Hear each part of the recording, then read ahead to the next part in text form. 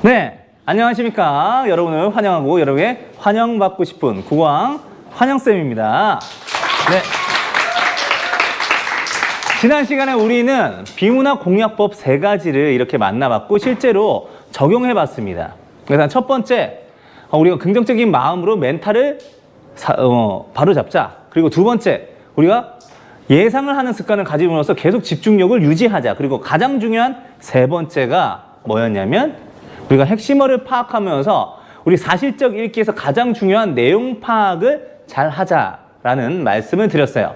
오늘도 마찬가지로 앞으로도 쭉 계속 이 맞는 포크 숟가락 3가지, 비문학 공략법 3가지를 계속 지문에서 적용하고 숙달시킬 수 있는 숙련도를 향상시켜가는 수업을 진행하게 될 건데요. 오늘은 거기서 그치는 게 아니고 한 가지를 더 드리도록 하겠습니다. 바로 사실적 읽기를 바탕으로 추론적 읽기, 추론적 독해까지 해결해가는 그 과정을 여러분들께 보여드리도록 할 거예요. 자, 그러면 한번 쇽쇽쇽 시작을 한번 해볼까요? 자, 같이 여러분들과 2013학년도 9월 모의고사 전국연합 학력평가에서 등장을 했던 지문을 한번 만나보도록 하겠습니다. 공자의 군자론이라고 하는 그 지문을 한번 보도록 할게요. 자, 일단 첫 번째 문단을 한번 들어가 볼게요. 첫 번째 문단이 이렇게 나와 있습니다.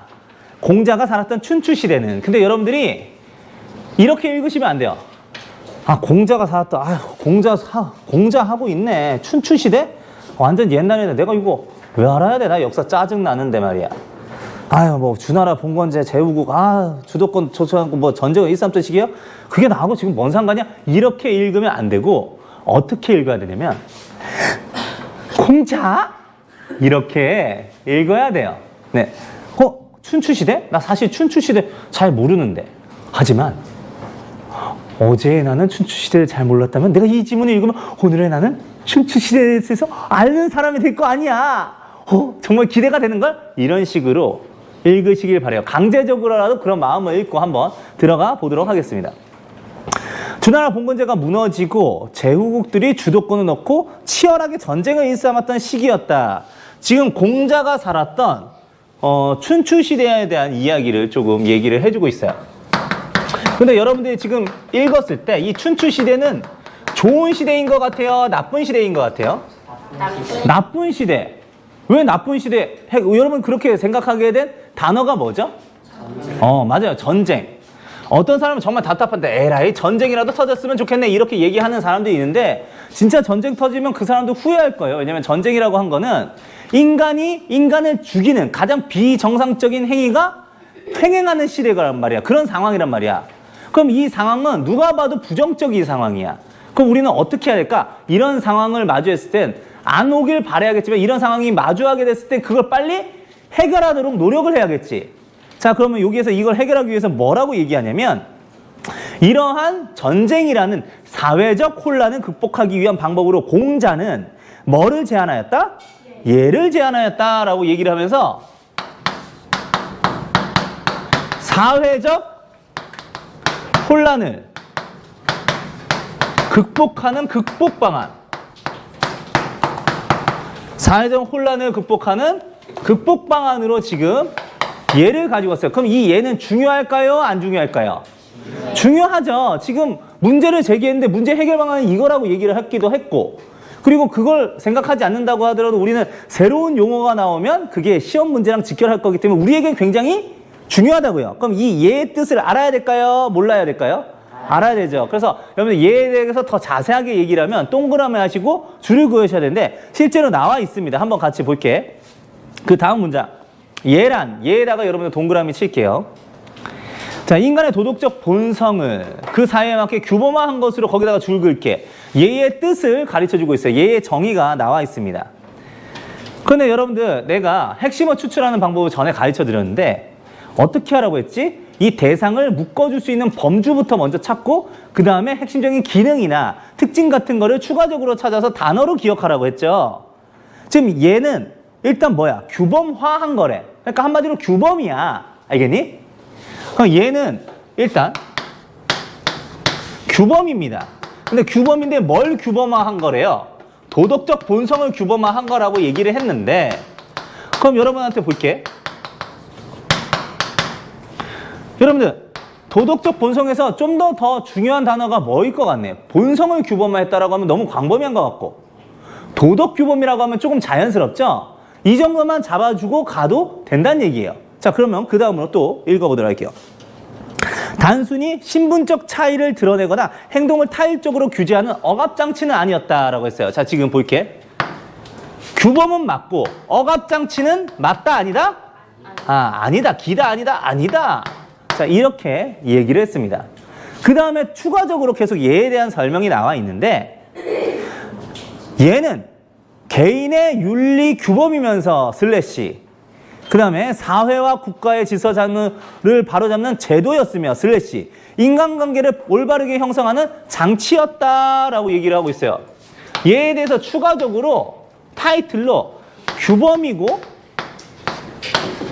제도고 그리고 장치래. 자, 그러면 이걸 가지고 한번 얘기를 해보자.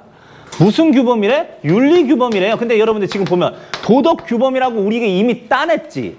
근데 이제 윤리 규범이라고 하면 얘하고 크게 다를 게 아니니까 같이 잡아주고 가면 되고, 요거는 무슨 제도라고 하냐면 국가 사회적 제도, 사회 국가적 제도라고 이렇게 얘기를 했고, 이거는 사회적 장치라고 얘기를 했어요. 그쵸?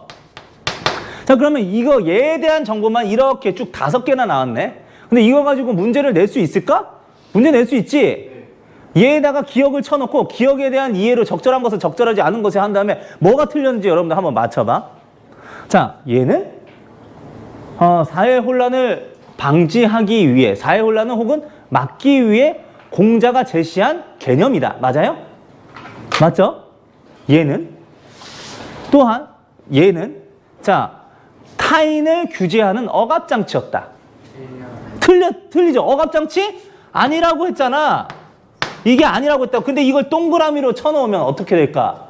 이걸 잘못 기억하고 있으면 거기서 여러분들이 내용 파악이 안 돼서 문제가 틀린다는 거예요. 이런 식으로 이거 다 선택지에 있을 수 있는 거고, 이래서 여러분들이 뜻을 기억을 해야 된다는 말씀을 드린 겁니다. 자, 그런데 이제 두 번째 문단으로 갈 건데요. 결국엔 요거 첫 번째 문단에서 우리가 해야 될 거는 주인공을 찾는 거예요. 주인공이 누구죠? 얘예요, 얘. 얘에 대한 이야기를 이제 해줄 설명문이란 거야. 근데 보통 어떤 설명문을 얘기할 때, 에어컨에 대한 설명문을 얘기를 할 때 에어컨이라는 용어만 새롭게 나올까요? 아니야. 에어컨과 관련된 다른 관련 용어들도 추가적으로 제시가 될 거예요. 보통 하나를 설명하기 위해서는 여러 가지가 같이 이렇게 설명에 동원되기 마련입니다. 자, 두 번째 문단 한번 볼게요. 다른 새로운 용어들이 나올 때 여러분들 어떻게 해야 되면 계속 항상 동그라미를 하셔야 됩니다. 추가적으로 나올 때. 자, 두 번째 문단 볼게요. 공자는 예에 기반을 둔 정치는 뭐에서 시작된다고 했다? 정명에서 시작된다고 했다. 그러면 여러분들 정명이 바로 뭐가 되는 거야? 새로운 용어. 당연히 얘도 기억을 해야 될 용어가 되겠네요. 그쵸? 근데 이 정명에 대해서 뭐냐면, 얘에 기반한 정체는 정명에서 시작된다고 했으니까 얘가 바로 뭐야? 얘의 시작이라고 할 수 있는, 시작점이라고 할 수가 있는 거예요. 그 다음에 이렇게 되어 있어요. 또 정명을 실현할 주체로서 군자를 제시했다. 군자 동그라미 할게요. 군자. 또 새로운 용어가 나왔죠? 얘도 당연히 뜻을 기억을 해야겠지? 근데 군자를 뭐라고 하냐면 이렇게 했었어. 자, 정명을 실현할 주체라. 자, 정면을 실현할 주체. 정면을 실현하려고 했는데 얘가 정면을 보고 있지 않네요. 네, 다시 이렇게 보도록 하겠습니다. 자, 그런데 지금 여러분들 보시면 지금까지 나온 용어는 3가지예요. 근데 이 3가지 중에서 다 연결점으로 작용하는 특별한 용어가 있어. 지금 얘에 대한 설명은 충분히 나왔지. 근데 정명은 또 얘와 연관이 되어 있어요? 그쵸? 군자도 정명을 알아야지만, 정명을 실현하는 주체니까 정명을 알아야지만 군자가 뭔지 여러분들 알 수 있죠. 그럼 결국엔 이 정명이라는 애는 중요한 애란 얘기야. 연결고리가 되니까. 모두 다 연결되어 있으니까. 그럼 이 정명 뜻을 알아야 될까 몰라야 될까? 알아야 되죠. 그럼 정명의 뜻이 나와 있는 부분 한번 같이 보도록 하겠습니다. 정명이란 이름을 바로잡는다는 뜻으로, 당연히 거기 정명 동그라미 한 다음에 이름을 바로잡는다. 여러분들 체크하시고요. 그 다음에 뭐라고 되어 있냐면 이렇게 되어 있네요. 자, 다양한 사회적 관계 속에, 추가적으로 줄게요. 다양한 사회적 관계 속에 자신이 마땅히 해야 할 도리를 행하는 것이라고 했습니다. 도리를 행하는 것. 자, 도리를 행하는 것. 여러분들 여기에서 뭘 기억하는 거냐면 뭘 한다고? 도리를 하는 거야. 근데 도리 중에서 어떤 도리? 내가 마땅히 해야 할 도리. 근데 여러분들 여기에서 의문이 생길 수가 있어요. 가끔씩 진행을 하다가 억지로 넣어주려고 해도 이해가 잘 안 되면 억지로 넣기가 쉽지가 않잖아. 그럼 도대체 마땅히 해야 할 도리가 뭐지라는 의문점이 생길 수가 있어요. 그래, 도리를 해야 되는 건 핵심으로 파악을 했는데 이게 잘 이해가 안 돼서 머릿속에 잘 안 들어올 때 여러분들한테 저번에 힌트를 하나를 더 줬는데 그게 바로 뭐냐면 이름과의 연관성, 이름과 뜻과의 연관성을 따져보라는 얘기예요. 이름은 허투루 짓지 않고 함부로 짓지 않아요. 특성을 가장 잘 반영해서 짓기 마련이라고 말씀을 드렸잖아요. 그러면 결국 이름에는 이 특성이 들어가 있고 뜻과의 연결점이 있어. 한번 우리가 분석을 해보자고. 정명이란 이름을 보면 한자어로 무슨 정자? 발을 정자. 그리고 이름? 명자예요. 이미 이름을 바로잡는다라는 뜻하고 연결이 되어 있는데 이게 내 마땅히 해야 할 도리하고 어떻게 연결되어 있다는 거지? 한번 이런 생각을 해보자는 거예요. 예를 들면 물어볼게요. 우리 정우님. 네. 정우 혹시 이름의 뜻이 뭐예요? 한자에 예. 조정 정면 도루. 조정? 정자의 도우루. 그러면은 그런 사람이 되길 바라는 마음에서 아마 이름을 그렇게 지으신 거겠죠? 뭐 세상에서 친구 관계 같은 거, 이렇게 대인 관계 같은 거 이렇게 조정하는 평화의 피스메이커. 그리고 우가 뭐라고? 도우루. 도우라는 사람. 그런 사람이 되고 싶어요? 네. 네, 되고 싶다고 이렇게 얘기해 주세요. 근데 선생님이 예를 들면은 선생님 이름이 환영이야. 여러분이 환영받고 싶다라고 얘기했잖아요. 그런데 친구가 이렇게 와서 아까 정우가 얘기했으니까 계속 정우로 가면 정우가 선생님 저 이거 좀 잘 모르는데 좀 가르쳐 주실 수 있어요? 라고 하니까 꺼져 막 이렇게 얘기를 했다고. 미안해 했다고 치자. 그렇게 되면 어떻게 돼요? 내가 환영하는 거예요? 내 이름에 걸맞는 거예요? 자, 마땅히 해야 할 도리는 뭐냐면 내 이름값에 걸맞는 도리를 하느냐야. 근데 이 이름값이 우리의 가지고 있는 개인적 이름이 퍼스널 네임과 같은 이름만 있는 게 아니고 우리가 획득하고 있는 사회적 지위와 관련된 이름하고도 연결되어 있어요. 여러분들은 사회적 지위 뭐가 있어요 지금? 네, 학생이에요. 근데 학생이면 뭐 해야 돼요? 배울 학자잖아. 배울 학이 이름에 들어가 있어. 그러니까 배움의 열성을 다해야 돼. 우리 2학년 일반 학생들처럼 배움에 집중력 있게 이렇게 하고 하는 애들은 그 이름값을 잘하는 아주 훌륭한 정명을 실현하고 있는 친구들이라는 거예요. 근데 선생님이 예를 들면 선생님도 교사니까 가르칠 교란 말이야? 근데 나 유튜브 편집한다고 너무 피곤해. 나 지금 수업하고 있는데 나 10분만 자자. 10분만 잔 다음에 할게. 이렇게 얘기하면은 나 정명을 실현해야 안 해요? 안 한다는 거죠. 그래서 이렇게 뜻만 이렇게 잡아주는 것이 아니라 뜻과 함께 이름하고의 연관성을 이렇게 하면 나중에 이걸 한번 연결해봤기 때문에 선택지에서 용어가 나올 때 어떻게 돼요? 선택지에 용어가 나올 때 그 뜻도 같이 떠올라진단 말이야. 이렇게 여러분들이 머릿속에 쇽쇽쇽 집어넣어 주시면 된다는 거죠. 알겠죠? 자, 그럼 그 다음으로 계속 이어가 보도록 하겠습니다. 자, 볼게요. 자, 군주는 군주다운 덕성을 갖추고 그에 맞는 예를 실천해야 하며 군주뿐만 아니라 신하, 부모, 자식도 그러해야 한다. 그러니까 한마디로 군주는 군주, 나라를 다스리는 사람으로서의 사회적 지위와 맞는 그 이름에 맞는 역할을 다해야 되고 부모도 부모다워야 되고 신하도 신하다워야 되고 자식도 자식 다워야 된다는 얘기예요. 만약 군주가 예에 의하지 아니하고 법과 형벌에 기대어 정치를 한다면 백성들은 형벌을 면하기 위해서 법을 지킬 뿐 무엇이 옳고 그른지 거기다가 줄 긋게 무엇이 옳고 그른지 스스로 판단. 마땅히 해야 할 도리를 하느냐 안 하느냐가 무엇이 옳고 그른지죠. 그러니까 얘가 정명하고 맞닿아져 있는 건데 판단을 하지 않으면 문제가 생길 것이라고 공자는 보았다. 자, 아까 얘를 왜 얘기를 했죠? 사회적 혼란을 극복하기 위한 방안으로 이렇게 얘기를 했죠. 근데 이게 왜 법보다 더 우월한 시스템이 될 수 있는지에 대한 지금 얘기를 한번 해보도록 할게요. 여러분 혹시 담임 선생님께서 여러분들 지각하는 거 좋아해요? 싫어해요? 싫어해요. 싫어하세요? 물론 담임 선생님 중에서 그걸 좋아하시는 선생님은 아무도 없어요. 당연히 알고 물어본 건데 이렇게 한번 해보도록 하자. 담임 선생님이 하는 스타일이 예를 들면 규칙이 굉장히 엄정하게 세워서 학교 교칙이 지각하면 안 되는 건데 너 지각해? 반성문 10장. 이렇게 얘기를 한다고 한번 쳐보자. 그런데 이렇게 하면 그게 무서워서 여러분 피하기 위해서 지각을 안 하는 경우가 있을 수가 있지. 그런데 여러분들 나중에 고급 정보를 얻은 거야. 어떤 고급 정보냐면 담임 선생님께서 일주일 동안 출장 가신대. 그러면 그거 입수를 했을 때 여러분이 그 다음날 담임 선생님 무서워서 만약에 안 하려고 하면 담임 선생님 눈을 피할 수 있는 방안이 있다고 하면은 지각을 할 수도 있겠죠. 그럼 혼돈의 케이오스, 바로 혼란이 발생이 되는 거예요. 근데 만약에 이렇게 얘기를 해봤다고 하자. 얘들아, 왜 지각을 안 해야 되냐면 말이야. 지각이 성실성의 척도이기 때문이야.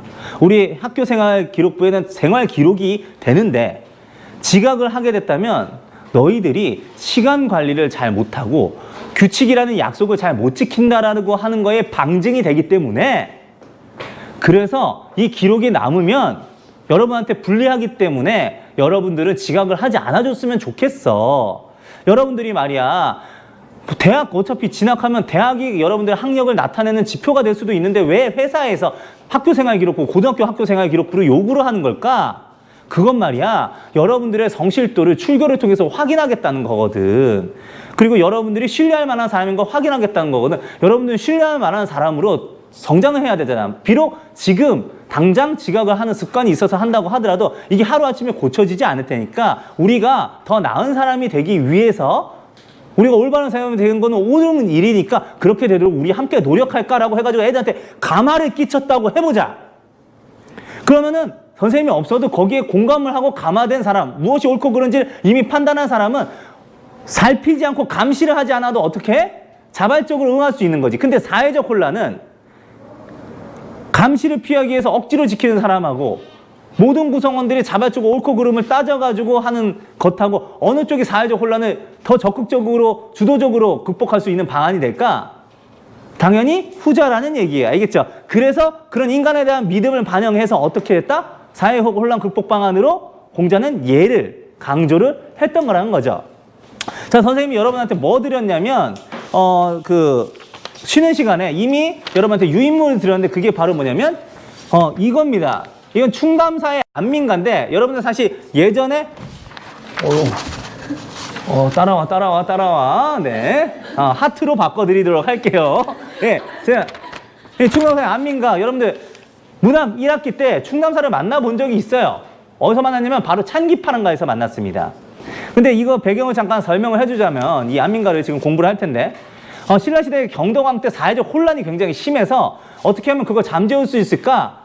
현명한 사람들한테 질문을 하기 시작을 했어요. 의견을 들은 거지. 자문을 구한 거지. 그런데 그때 그 충남사가 굉장히 유명한 고승이었단 말이야. 창기판가는 이미 그 덕을 많이 알려졌던 사람이어서 충남사를 이렇게 모셨어요.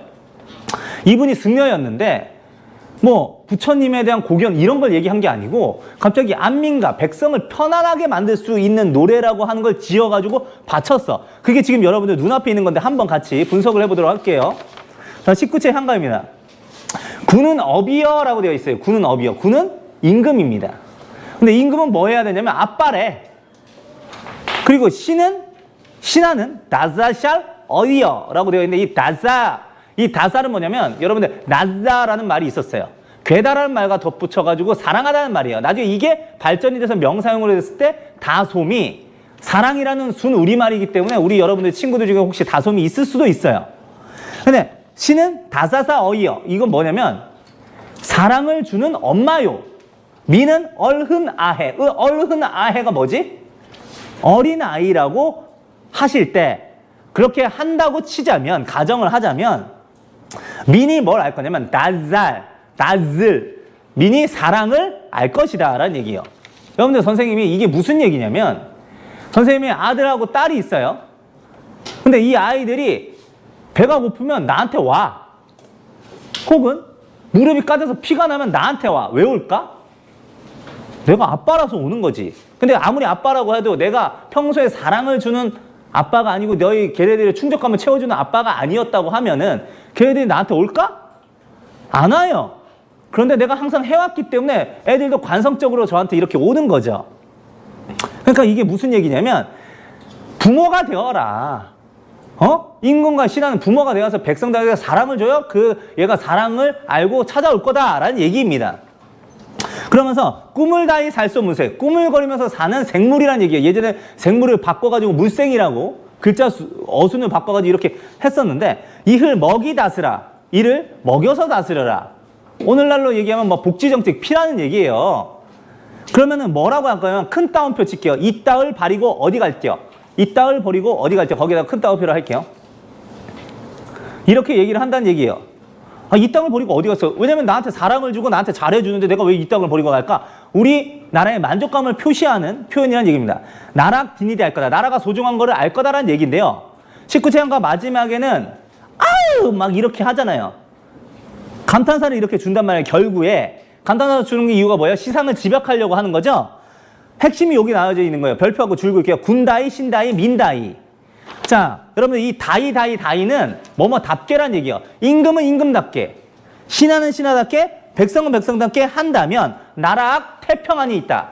무슨 얘기냐면 나라가 태평할 것이다라고 하면 구체적인 방법을 얘기하는데, 그건 바로 뭐냐면 자기 직분에 맞게라는 얘기야. 근데 이게 어디서 들어본 말 같지 않아? 바로 이게 바로 공자의 정명사상이란 말이에요. 공자가 이렇게 얘기했어요. 6글자로. 정명사상 얘기할 때 군군신신자자라고 얘기했어. 임금은 임금답게, 신하는 신하답게, 자식은 자식답게. 그게 각자 해야 할 도리, 즉 정명을 행함으로써 어떻게 된다? 나라를 편안할 수 있는 사회적 혼란을 극복할 수 있는 방안이라고 제시를 한 건데, 여기 충담사도 똑같이 얘기를 한 거지. 그러니까 여러분들 옆에 거기다가 정명사상이라고 적어주시란 말이야. 알겠죠? 그러면 여러분들 이거 뭐냐? 안민가가 결국에는 사회적 혼란을 극복할 수 있는 방법으로 유교적 가치관을 제시한 거. 그래서 승려가 작가임에도 불구하고 유교적 가치관을 제시했기 때문에 이 안민가의 특징으로 항상 잘 제시가 됐더라. 이런 부분까지 여러분한테 말씀을 쇽쇽쇽 드렸습니다. 자, 그러면 그 다음 문단 한번 같이 보도록 할게요.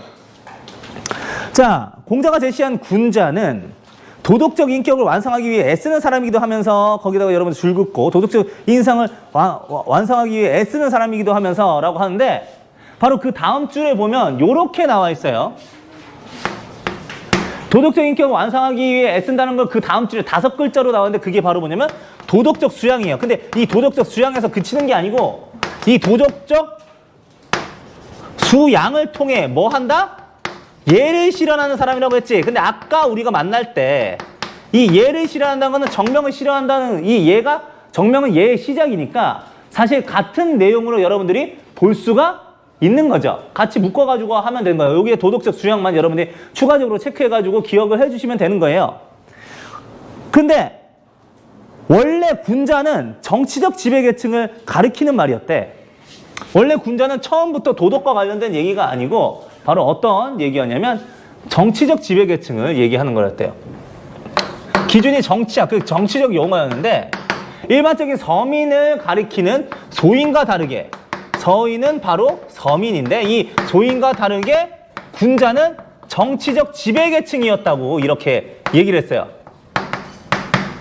근데 문제는 거기 계속 읽어보시면은 공자는 이러한 개념을 어떻게 했다? 확장했대.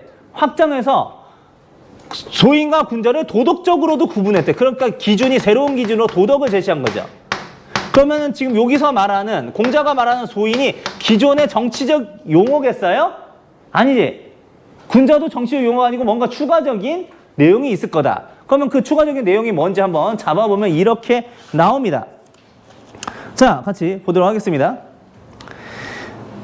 사리사욕에 사로잡혀가지고 자신의 이익과 욕심을 채우는데 몰두하는 소인. 자, 사리사욕, 이익, 욕심. 어느 걸 여러분들 체크해도 똑같아요. 왜냐면 같은 말이니까. 소인은 뭐다? 소인은 이익을 추구해. 그런데 군자는 뭘 최우선으로 보았다? 도덕적 수양을 최우선으로 보았다. 자, 이렇게 얘기를 한 이 정보를 여러분들이 한번 파악을 했다고 쳐봅시다. 이게 사실적 읽기예요. 내용 파악한 걸 지금까지 여러분들이 했어요. 근데 이 내용 파악에서 그치는 게 아니라, 내용 확인 문제만 나온 게 아니고 보기처럼 새로운 상황에다 적용하는 추론적 읽기 문제가 나올 때도 있어요. 그럼 이 추론적 읽기라고 하는 건 원래는 작가가 아직 가르쳐주지 않은 내용이라던가 아니면 작가의 숨겨진 의도 같은 걸 추리하는 건데, 실제로 수능 문제에서는 그 숨겨진 그 보기에 새로운 상황을 제시를 해놓고 이 새로운 상황에다가 이 내용을 적용할 수 있느냐를 이렇게 물어보는 거야. 선생님이 하나의 예를 한번 들어보도록 할게요. 여러분들 혹시 축구 선수 중에서 가장 인기 있는 축구 선수가 누군지 알아요?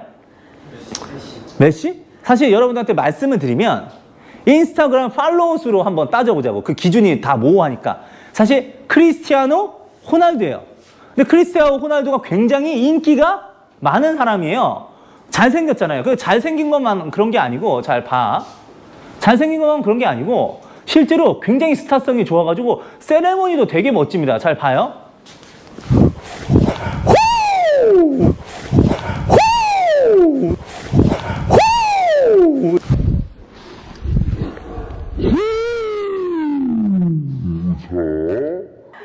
이렇게 멋진 세레모니도 가지고 있어가지고 이 세레모니까지 사람들이 굉장히 많이 따라합니다.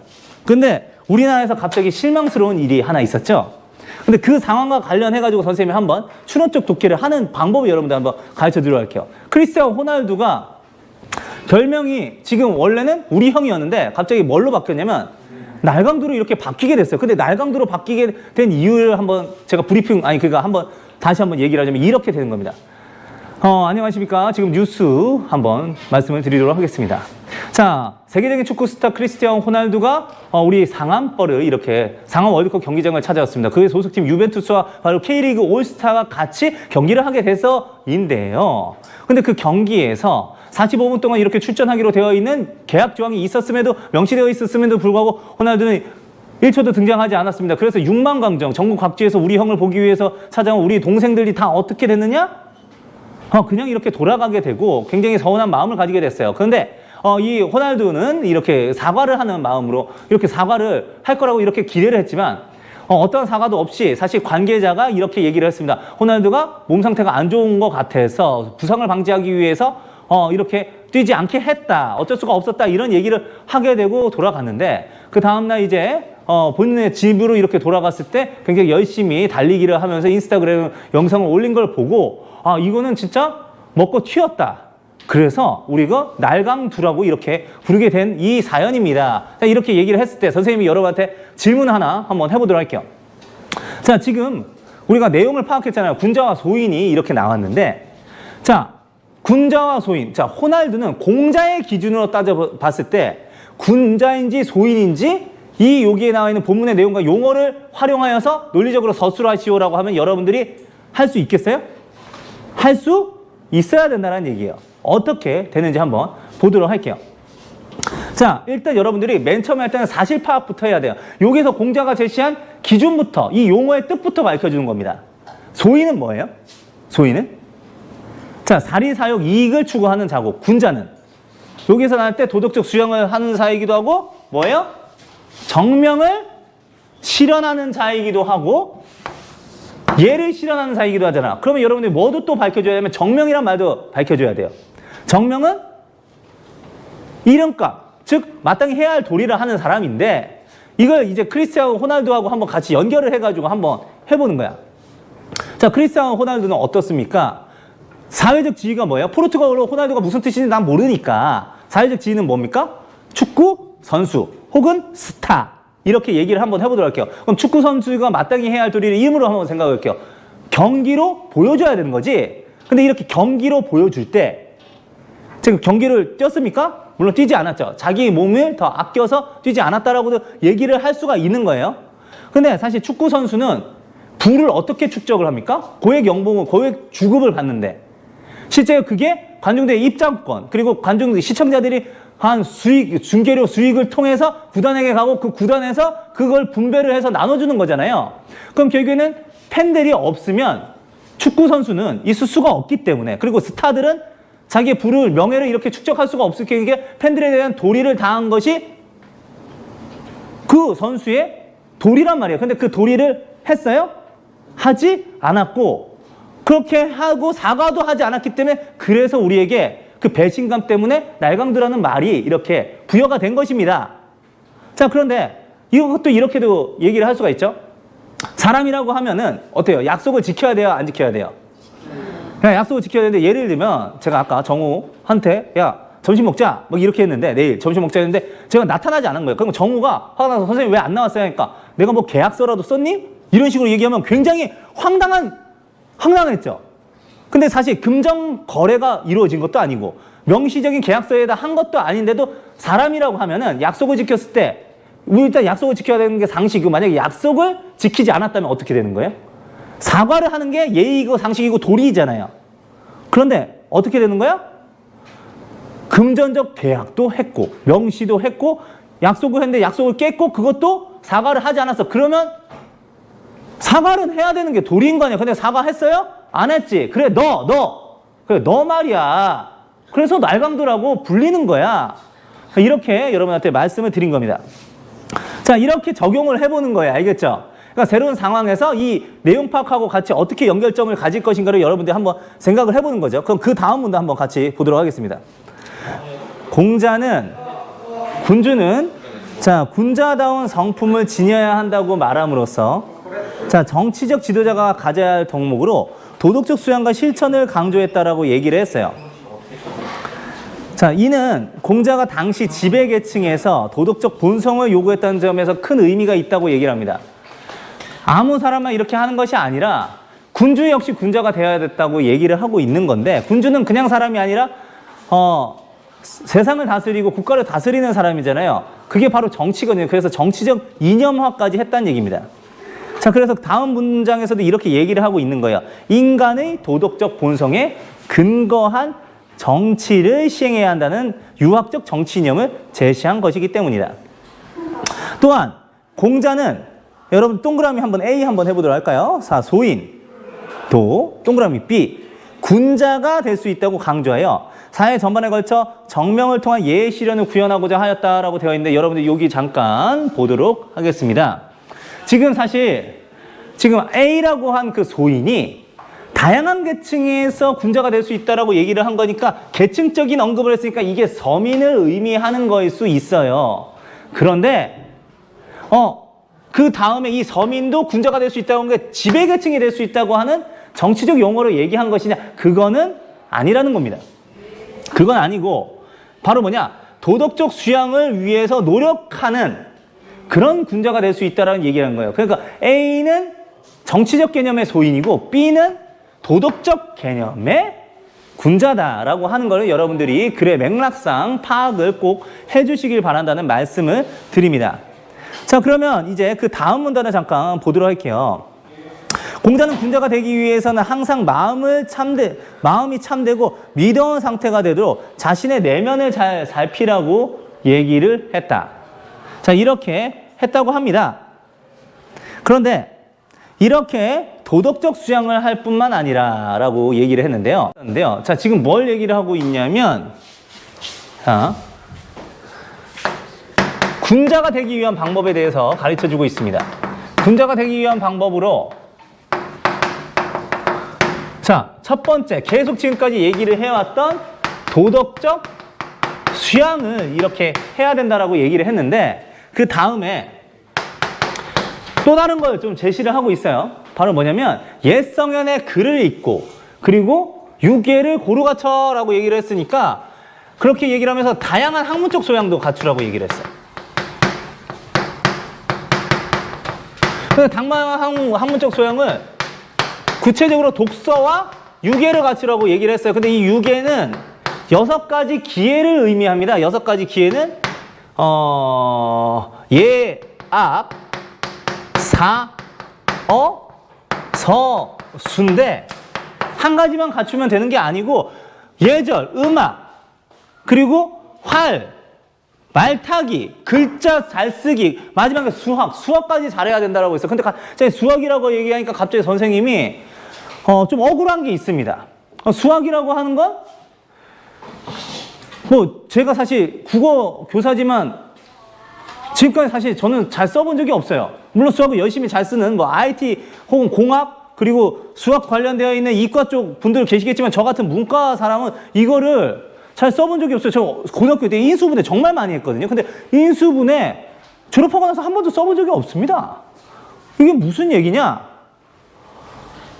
사실 이 기회비용을 날렸다는 거예요. 인수분해 그거 할 때 내가 만약에 채를 이렇게 빠바바바바 이렇게 오이 같은 거 도마에 올려가지고 그 시간 다 채 써는 것만 연습했으면 지금 더 좋은 아빠가 됐을 거거든요. 왜? 요새 레시피 많잖아요. 이 레시피가 많으니까 어떻게 한다? 그 채 썬 걸 가지고 그럼 그 레시피대로 그럼 다 집어넣어 냄비에 집어넣어가지고 볶아주기만 하면 된단 말이야. 그런데 내가 그걸 못해서 지금 굉장히 안타깝습니다. 쓰지도 않았던 인수분해 계속 열심히 공부하고 시간을 이렇게 했단 말이야. 그래서 내가 굉장히 화가 나 있었고 이런 부분에 대해서 아쉬움을 가지고 있어요. 내가 왜 이렇게 다양한 공부를 했어야 됐을까? 근데 화가 나는데 지금까지 이거 누구한테 탓을 할 수가 없었단 말이야. 모르니까. 그런데 비문학이 여기에서 좋은 점이 하나가 있습니다. 바로 뭐냐? 이제 화내야 될 대상이 누군지도 가르쳐줘요. 비문학이. 바로 누구냐? 공자님 때문에 내가 이렇게 많은 공부를 하게 된 거예요. 왜냐면 우리나라 유교국가니까 이 유교국가에서 다양한 학문적 소양을 갖춰야 된다라고 계속 배워왔기 때문에 팔방미인이 되려고 수학까지 계속 배웠던 거 아니에요. 자, 이렇게 된 겁니다. 그런데 이렇게 될 수 있었던 건 뭐 때문에 공자가 이런 다양한 학문적 소양을 갖춰야 된다고 얘기를 했냐면 사람은 비록 한 사람이라고 하도 사회적으로 다양한 지위를 얻게 돼요. 다양한 역할이 부여가 됩니다. 근데 이 다양한 역할이 예를 들면 선생님은 교사잖아요. 교사니까 학생들을 재미있게 잘 가르쳐야겠죠. 근데 학생들이 이렇게 제일 재미있게 잘 가르치는 것뿐만 아니고 나는 담임 교사로서의 역할로서 학생들 관리도 잘해야 되고 심지어 교육 행정일도 해가지고 엑셀 작업도 잘해야 된단 말이에요. 근데 내가 엑셀 작업 잘 못하면 내가 맡은 직분을 잘 하는 거예요? 잘 못하면 마땅히 해야 될 도리를 못하니까 어떻게 됩니까? 아, 훌륭한 군자가 될 수 있다 없다? 없다라고 이렇게 얘기를 한 거예요. 그래서 우리에게 다양한 역할이 주어질 텐데 그걸 다 잘 수행하는 측면에서 기본적으로 다양한 학문적 소양을 갖추라고 얘기를 한 거죠. 자, 그럼 이제 마지막 문단 같이 보도록 하겠습니다. 유학에서 말하는 이상적 인간은 성인이다. 자, 성인이다라고 하는 새로운 용어가 나왔으니까 동그라미 하시고요. 자, 이상적인 인간, 유학에서 말하는 이상적인 인간 그 앞에다가 여러분들 줄 한번 그어주시길 바랍니다. 자, 공자도 자신을 성인이라 자처하지는 않았어요. 성인은 도덕적 수양이 더 이상 필요 없는 인간의 도덕적 본성을 완성한 인격자를 가르치는데 그러면 완성하면 더 이상 수양할 필요가 있다 없다? 없다라는 얘기죠. 자, 그러면 이 얘기도 한번 드려보도록 할게요. 여러분들이 작년에 한문 시간 같은 거 배웠을 텐데 막 부록이라는 말 이런 말 들어보셨어요? 네, 부록 저하고 지금 같은 나이인데 마흔은 더 이상 유혹을 받지 않는 수준까지 돼야 된다는 겁니다. 성인이 돼야 될 단계를 시기별로 이렇게 단계로 얘기하는데 예를 들면은 칠순 그러니까 70세를 이렇게 얘기를 해요. 이순이라고 이렇게 얘기를 하기도 합니다. 이순은 귀가 순해진다는 얘기예요. 예를 들면 누가 나한테 욕을 했어. 야, 이 시베리안 허스키야 라고 이렇게 얘기를 했을 때 보통 사람은 뭐야, 내가 개 같다는 얘기야? 뭐 이렇게 생각할 수도 있지만 자, 이순, 공자가 지향하는 성인의 경지를 밟고 70세를 먹은 분은 이렇게 된다는 거죠. 뭐? 시베리안 허스키? 아, 그럼 난 시베리안 허스키처럼 준수하게 생겼다는 얘기구나.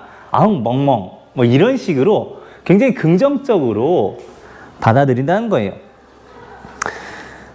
그래서 따라서 군자는 일상생활에서 이 목표를 잡는 거죠. 성인으로 목표를 잡아서 도덕적 수양을 통해 성인의 경지를 도달할 것을 목표로 삼아야 한다고 하였다. 공자는 정치적 지도자뿐만 아니에요. 이거는 사회적 혼란은 사회는 사실 군주만 사회를 이룬 게 아니고 백성까지 다 사회를 이루잖아요. 모두가 합쳐서 이 사회라는 울타리를 이루는 것이기 때문에 일반 서민의 지속적인 도덕적 수양을 통해 정치적 지도자뿐만 아니고 일반적인 서민의 지속적인 도덕적 수양, 즉 모든 계층의 도덕적 수양을 통해 혼란스러운 당시의 세상을 이상적인 사회로 이끌고자 하였던 것입니다. 이렇게 해서 여러분들하고 저하고 같이 공자의 군자론을 함께 만나봤는데 공자의 군자론의 내용을 통해 우리가 핵심어를 파악하고 예상하고 이렇게 하는 그냥 기존의 공역법만 이렇게 얘기를 한 것이 아니라 자, 내용 파악을 기본으로 이걸 새로운 상황에 주어졌을 때 어떻게 적용할 것인지에 대한 자, 사실적 독해에서 추론적 독해까지 이어지는 독해법에 대한 공부도 함께 했습니다. 자, 여러분들께서 지금 오늘의 강의가 마음에 드셨다고 하면 좋아요, 그리고 구독 잊지 마시고 알람 설정까지 함께 하셔서 이만영 선생님의 수업 앞으로 끝까지 함께 하여 주시길 부탁드립니다. 자, 다음 시간엔 여러분들과 함께 설명 방법 중에서 정의에 버금갈 수 있도록 굉장히 중요한 설명 방법이 있는데 그게 바로 분류와 분석이거든요. 이 분류와 분석을 어떻게 하면 적용할 수 있는 건지에 대한 강의를 진행을 하도록 하겠습니다. 자, 지금까지 여러분을 환영하고 여러분에게 환영받고 싶은 국왕 환영쌤이었습니다. 감사합니다.